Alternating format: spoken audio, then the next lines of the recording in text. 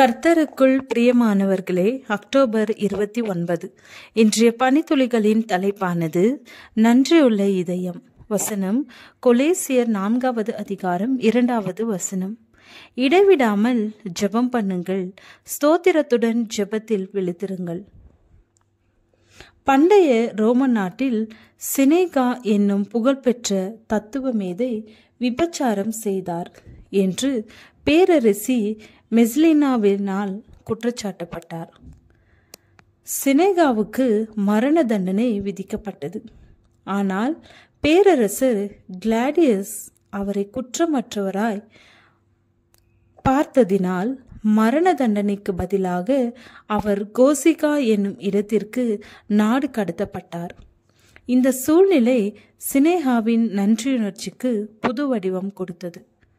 அவர் சொல்லும்போது படுகொலைகள், கொடுங்கோலாட்சிகள், திருடர்கள், விபச்சாரக்காரர்கள், கொள்ளையர்கள், புனிதர்கள், துரோகிகள் ஆகியோர் எல்லா காலத்திலும் இருப்பார்.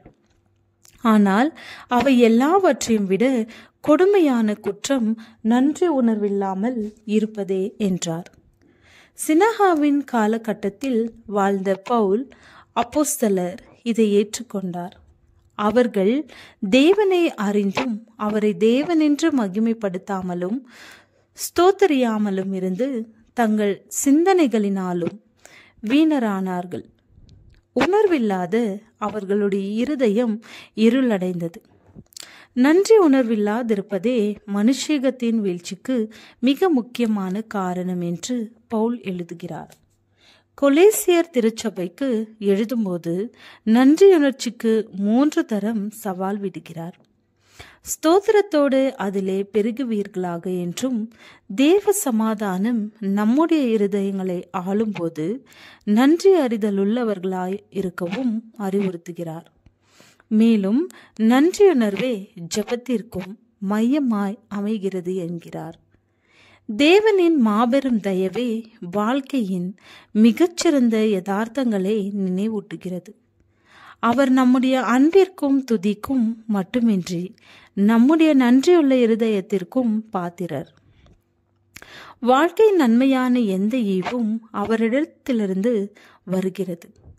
கிறிஸ்துவில் நாம் பெற்றுக்கொண்ட அனைத்து ஈவுகளுக்கும் நாம் நம்முடைய நன்றியுணர்வை சுவாசம் போல் இயல்பாகவே வெளிப்படுத்த வேண்டும். தேவனுடைய கிருபையுள்ள ஈவுகளுக்கு நம் நன்றியுணர்வை வெளிப்படுத்துவோம். அவருடைய அன்பிலே நிலைத்திருப்போம். நன்றியுணர்வு பெருகும்போது நன்மைகளும் பெருகும். நீங்கள் வாழ்க்கையில் பெற்றுக்கொண்ட பெரிய நிலைத்திருக்கும் ஆசீர்வாதம் என்ன? ஜெபம். அன்பான தகப்பனே, உம்முடைய ஆசீர்வாதத்தை பெற்றுக்கொண்ட எங்களுக்கு நன்றியுள்ள இருதயத்தை தாரும். ஆமென்.